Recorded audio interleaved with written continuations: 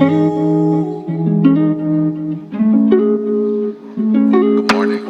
मैं आपके साथ अपना डेली रूटीन शेयर करूंगी कि हमारे विंटर में ना हमारा रूटीन किस तरीके से बदल जाता है।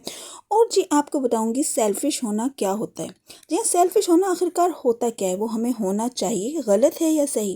कहते हैं ना कि सेल्फिश नहीं होना चाहिए, लेकिन कुछ मौके ऐसे आते हैं कि अगर हम सेल्फिश नहीं होंगे ना तो वहाँ पर हम अपनी फैमिली का, अपने बच्चों का ना अपना ढेरों नुकसान कर लेंगे। तो ऐसे कौन से मौके हैं जहाँ हमें खुद गर्ज हो जाना चाहिए, सेल्फिश होना चाहिए, वो मैं आपके साथ शेयर करूंगी।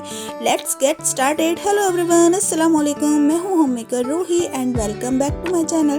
अगर आपने मेरा चैनल सब्सक्राइब नहीं किया है ना तो ज़रा फटाफट से कर दें और मेरे यूट्यूब फैमिली बढ़ाने में मेरी हेल्प करें। तो जी हमारे विंटर्स के दिन शुरू हो गए हैं। सुबह सुबह के टाइम देखिए धूप तो होती नहीं, लेकिन फिर भी ना मैंने फटाफट से लगा ली है मशीन कि जब तक धूप निकले ना मेरे कपड़े धुल जाएं और जी मैं सब काम ना और टाइम से कर पाऊँ, क्योंकि दिन छोटे हो गए और काम होते हैं ज़्यादा। और अभी चल रही हैं विंटर्स की तैयारियां, तो बस जी कपड़े न जाने कहाँ से निकले चले आ रहे हैं, गर्मी के समेटने वाले और जी सर्दी के निकालने वाले। तो मैं आपसे बात कर रही थी सेल्फिश होने की, कि हमें कहाँ कहाँ सेल्फिश हो जाना चाहिए, जो हमारे लिए ज़रूरी है, हमारे अपनी फैमिली के लिए, हमारे खुद की ज़ात के लिए ज़रूरी है। तो बस कुछ पॉइंट आपके साथ शेयर करती रहूँगी और अपना डेली रूटीन भी शेयर करूँगी। कि अक्सर होता है ना कि हम सबकी पसंद नापसंद का ख्याल रखते रखते अपनी पसंद को बिल्कुल भूल जाते हैं। घर का माहौल, बच्चों का मूड, शोहर का गुस्सा, सबके एहसासात का बोझ ना उनके दिलों पर होता है। सबकी खुशी संभालते संभालते वो अपनी खुशी और दिमागी सुकून ना जैसे कि खोई बैठती हैं। और जहाँ अपना जहनी सुकून इफ़ेक्ट हो रहा हो ना, तो वहाँ थोड़ा सा ना हमें सेल्फिश हो जाना चाहिए, वहाँ थोड़ा सा ना खुदगर्ज हो जाना चाहिए। जब आपके अंदर थकन जमा हो रही हो, हर बात पर दिल भारी हो रहा हो और दिल बोझल बोझल सा लगे, ज़हन शोर में डूब रहा हो, तो खुद को रोकने का और जी एक थोड़ा सा आराम देने का, खामोश होने का ना हक सिर्फ आपका अपना होता है। अगर कोई बात, कोई लड़ाई, कोई नाराज़गी, कोई रिश्ता या कोई बहस आपके दिल को भारी रख रहा है, मतलब बार बार पे ना वही चीज़ आपके ज़हनी सुकून को गारत कर रही है ना, तो इन चीज़ों से ना आपको बचना ज़रूरी हो गया है कि उन चीज़ों को ना आप सोचना छोड़ें, थोड़ा सा ब्रेक लें, थोड़ा सा आराम करें, उन्हें अपने दिल को, दिमाग को थोड़ा समझाएं कि जो हो गया सो हो गया, या इस तरीके की सिचुएशन ना आने दें अपने ज़िंदगी में जो आपके ज़हनी सुकून को ना गारत कर दे। क्योंकि ना जब तक आपका ज़हनी सुकून नहीं होगा ना, आप ना अपने लिए कुछ कर पाएँगी, ना किसी और के लिए। जब तक आप खुद के लिए सही नहीं होंगी, मतलब खुद के लिए कुछ नहीं कर पाएँगी, तो सोचें आप अपनी फैमिली के लिए, अपने बच्चों के लिए कुछ कैसे कर पाएँगी। बिल्कुल उसी तरीके से जैसे एक ऑक्सीजन मास्क होता है ना, जब तक आप खुद को नहीं लगाएँगी, मतलब आप खुद ऑक्सीजन नहीं लेंगी, तो दूसरे को भी ऑक्सीजन मास्क कैसे लगा पाएँगी। जब आप खुद बेटर होंगी, खुद अच्छा फ़ील करेंगी, जभी तो दूसरों को भी अच्छा फ़ील कर पाएँगी ना।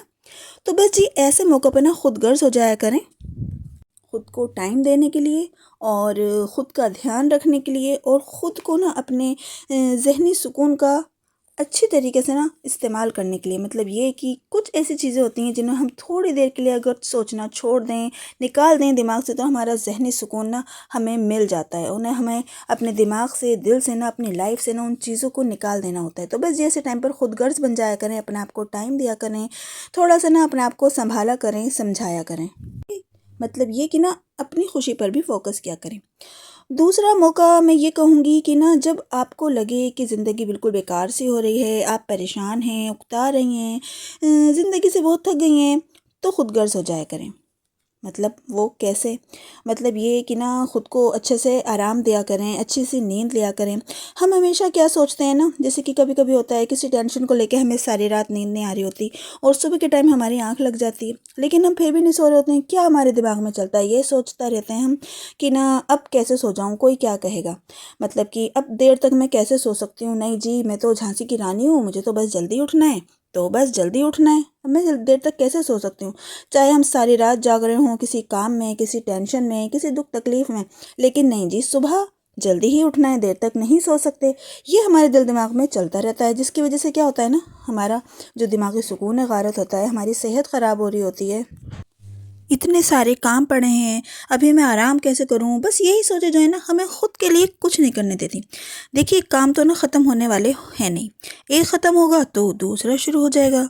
तो बस जी अब अपने लिए ना आप थोड़ी-सी यहाँ पर खुदगर्ज़ बन जाएँ, सेल्फ़िश बन जाएँ कि ना बस सब काम-धाम छोड़ें। अगर आपकी बॉडी को थोड़े आराम की ज़रूरत है तो उसे आराम दें, थोड़ी नींद लें और ख़ुद को रिलैक्स करें।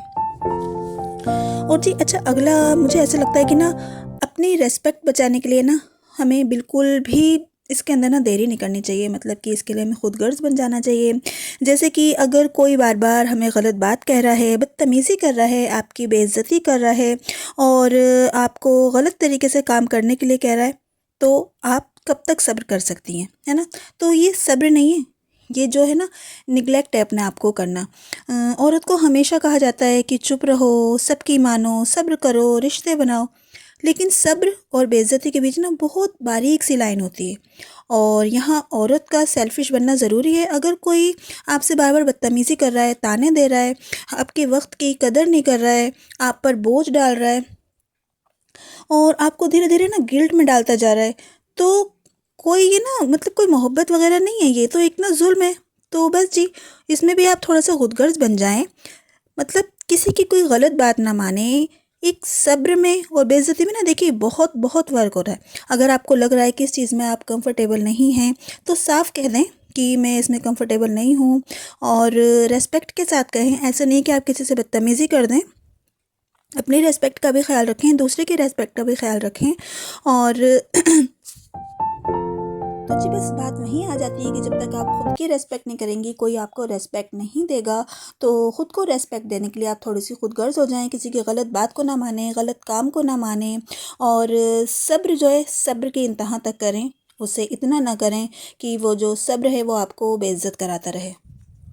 देखिए जो मैं पॉइंट आपके साथ डिस्कस कर रही हूँ ना, आप इनसे कितना रिलेट कर पा रही हैं मुझे कमेंट सेक्शन में ज़रूर ज़रूर बताइएगा कि आपके साथ भी ऐसा होता है, इस तरीके की बातें होती हैं, आप भी उन चीज़ों को निगलेक्ट कर जाते हैं, अक्सर अपने ऊपर ध्यान नहीं दे पा रहे होते हैं। तो आप कितना रिलेट कर पा रही हैं?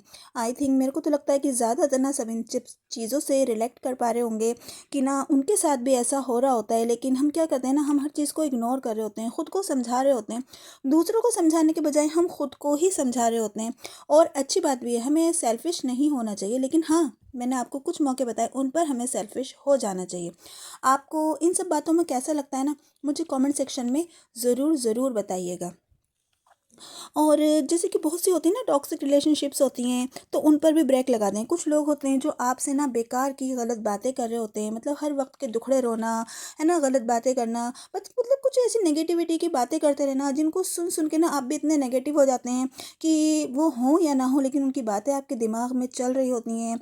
बस आप वही सोचे जा रहे होते हैं, जिससे आपके दिल दिमाग को सुकून गारत होने लग जाता है और मतलब वो बातें आपके ऊपर इतना ज़्यादा असर करने लगती हैं कि आप खुद इतने नेगेटिव हो जाते हैं कि खुद भी कोई पॉजिटिव बात ही नहीं कर पा रहे थे, हमेशा रोने रोना और जी मुश्किलों का हर वक्त बस यही रहना कि इतनी मुश्किलें हैं, इतनी परेशानियां हैं, इतने नेगेटिव हो जाना। तो अगर ऐसे कुछ लोग हैं आपके आसपास जो आपसे हर वक्त नेगेटिव बातें कर रहे हैं, आपको हर वक्त अपने दुखड़े सुना रहे हैं, परेशान कर रहे हैं, तो उनसे भी ना थोड़ा सा दूरी बना लें, ऐसे रिलेशनशिप को ब्रेक कर लें और मुझे ज़रूर बताएं कि आपको ये ब्लॉग कैसा लगा और अपना ढेरों ख्याल रखिएगा। मैं फिर मिलूँगी। अल्लाह हाफिज़।